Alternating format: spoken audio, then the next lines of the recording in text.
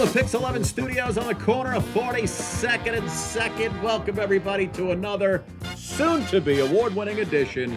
2 teams, 1 podcast, 2 guys. He's Bret the Hitman Callahan. Right, I'm you. Scott Stanford. You like that nickname, A little right? Bret Hart reference. Yes, I do like yes, it. That's yes, very a little good. WWE action. Nice. It's the show all about the Yankees and Mets in 2018. We're already halfway through the season. But there's still plenty of games left on Pix 11. Check our website. We got a game coming up. We got a game Thursday, Friday, both against the Royals. And then August 3rd, of course, the big game, big against series the Red Sox. against the Red Sox. That game, that Friday night game, right here on Pix 11. Let's first talk about the Yankees and their series. All right. They just finished up with the Rays. I got to say something. I'm going to Your throw the team paper down. stinks against the No, Rays. here's the problem. They stink against the Rays. They can't beat Baltimore. They can't beat the Rays. Nope. I got a problem. They can only beat the Red Sox. Here's the problem. What? I'm sick of the Yankees throwing out Domingo Germán, Luis Cessa. Can we fix the starting rotation? Brian Cashman, call the Mets. Get on the phone. Pick up the phone. Here's a phone. You know what a phone is, Brian Cashman? Pick it up. Say, hey, what do you guys want for Jacob deGrom? Make the deal. You need to get a starting pitcher in here who can go 6 innings.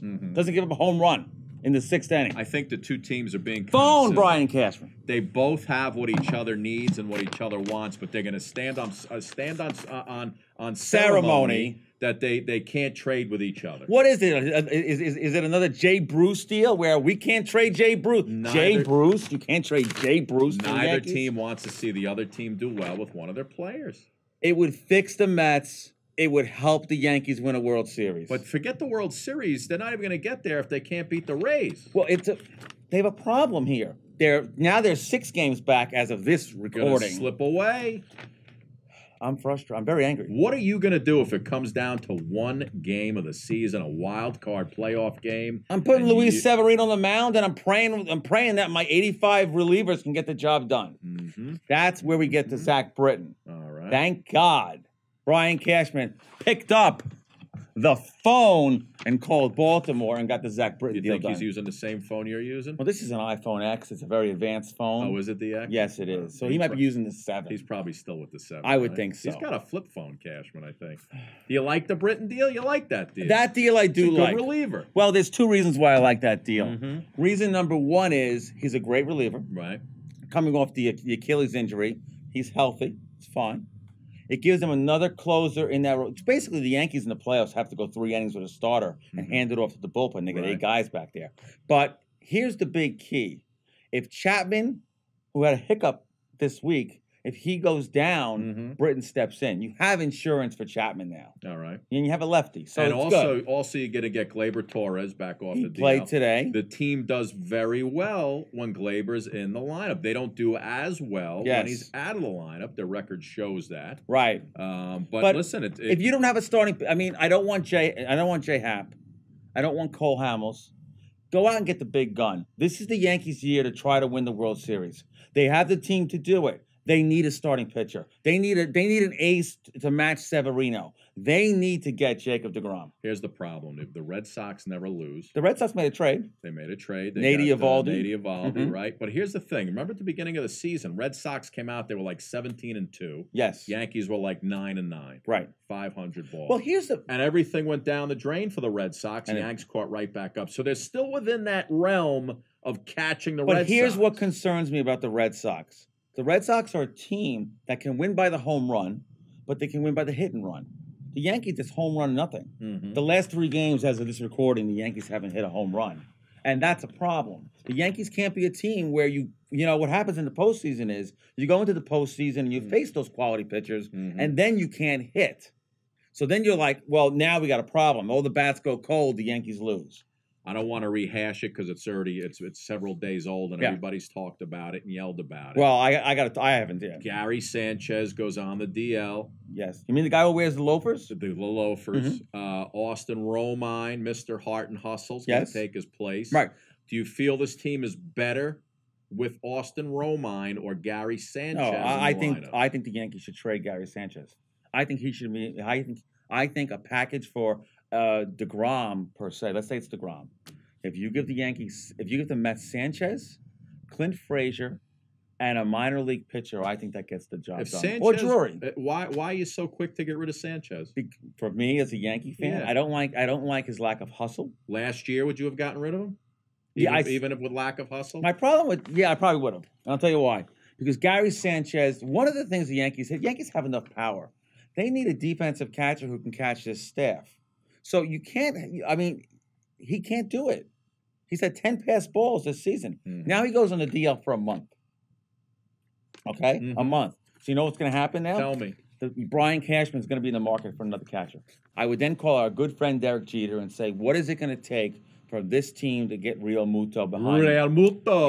Yeah, say the name again. Real Real Muto. Muto. Behind the plate. Can you go, Real Muto? Do you got to roll your tongue? Real Muto. There you go. Thank you. Let's switch it on over to Cespedes and the Mets. Well, as bad as my Yankees have been this week, and Brian Cashman, I will repeat, pick up the phone, the Mets. Cash, just call him. He'll tell you what. The Mets are a mess. They're a mess. Now, it's amazing to me.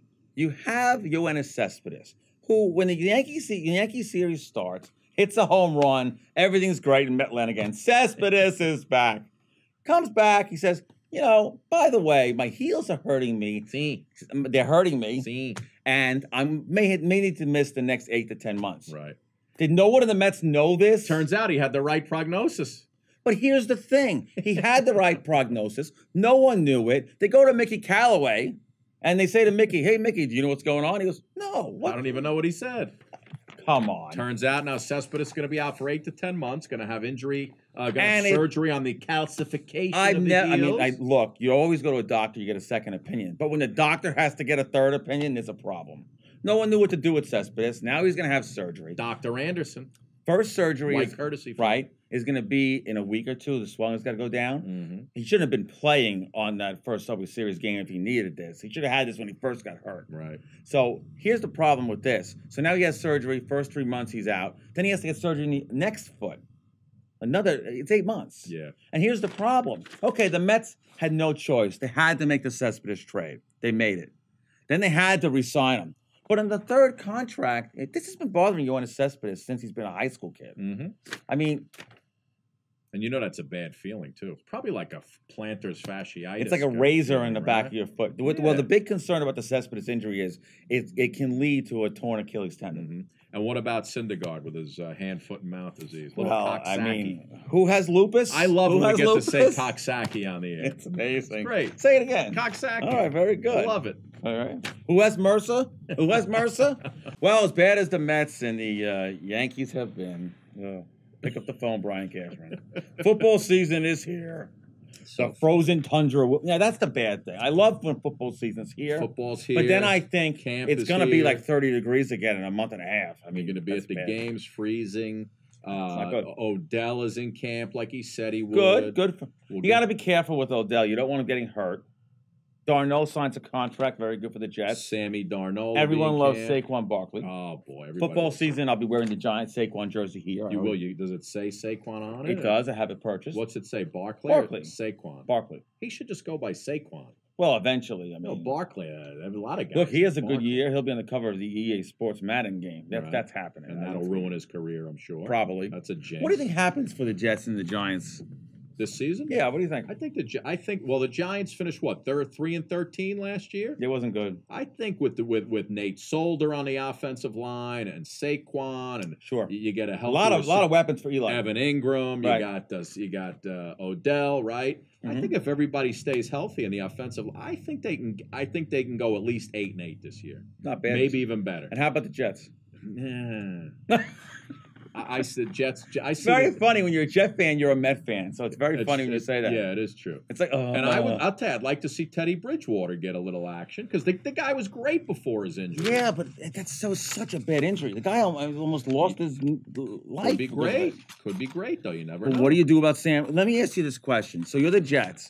Bridgewater has an amazing training camp. Yep. Does great in the preseason. Yep. Okay, starts game one. He starts. Absolutely. When does Sam come in? When things start going downhill. If it doesn't work out, you throw Sam What if it in. doesn't go downhill? Then you let him sit and watch for a little while, just like Eli did with Kurt Warner. That's all. Going to be an interesting You one. let it happen. We missed one story. Our rundown was 2 pages this week, so we missed one story. What, the Jeter with the gambling? He pays his debts with loose change? Yeah, he paid. Yeah, Phil Hughes, who used to be Jeter's teammate. What? He goes with a roll of quarters? He says that when Jeter would lose a bet, if they would bet $100 or whatever on a football game, if Jeter lost, he would come in the next day with $100 in pennies, and that's how he'd pay you off. Just to kind of stick it to you. But that's all for this edition of 2 Teams, 1 Podcast, my friends. You can see New York baseball all weekend long right here on Pix 11, starting Yanks and Royals on Friday night at 7. I got it. Then the Mets take on the Pirates Saturday and Sunday. Cashman. Brian, call this guy. Go to pix11.com/baseball. All the game times, you'll find it all there, blah, blah, blah, blah, blah. I'm Scott Stanford. He's Bret Callahan. Pick up the phone. Good night, everybody.